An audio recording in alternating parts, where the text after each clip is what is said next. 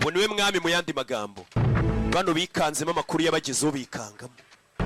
Bikanze muye ngo ngwiki amakuru y'abagezeho.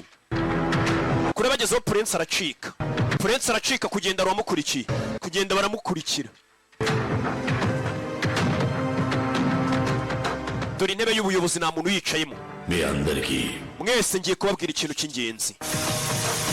Roy yabanje kuza koga, abo yishe yabishe nako n'umwana wa Roy.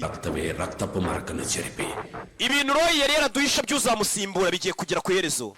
Umwana wa Roy yagiye kuza biyere kugomba gusigarana intebe y'ubuyobozi. Ubwami bwa Roy Group. Uwo mwatekereje ko ari umwana wa Roy, ntago ari umwana wa Roy. Ahubwo ni umwana wanjye bamwita Iqbal. Ni umwana wanjye. Uravuga ibiki ngo? Uyu nawe bahise bamwica. Katorori.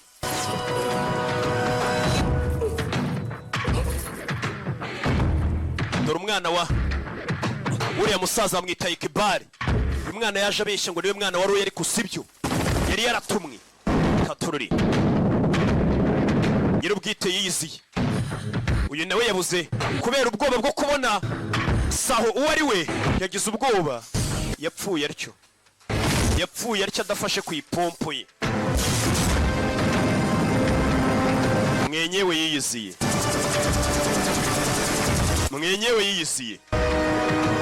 Umupolisi nawe ari hano ni umugambanyi. Hari icyo yabonye hano. Kumbe harimo ya burike ye. Iyi ni ya burike yanjye nkunda cyane, ni ya kera.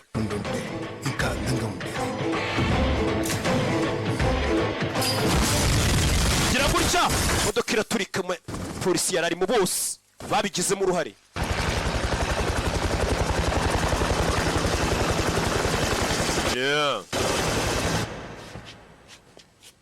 Yicara hano. Sidati Nandani Saho niyo mazina ya nyakura Vayo. Sidati mbere yo kuvayo ubundi uranabibona ko umuntu uje atari mugenzi wawe. Sidati Nandani Saho avayo mama we. Dore umwana uburyo atambuka mwamumbereye amashyi. Hey! Dore uburyo avayo mwenyewe. Sidati Nandani Saho barikanze bose bo bari bazi nk'igisambu. Avayo iyi kampani yabo harimo n'umunyarwandakazi washayemo amafaranga twamubonye. Bose barikanga. Naba n'abashoramari b'iyi kampani b'iyi group nako Roy Group mwenyewe avayo kuri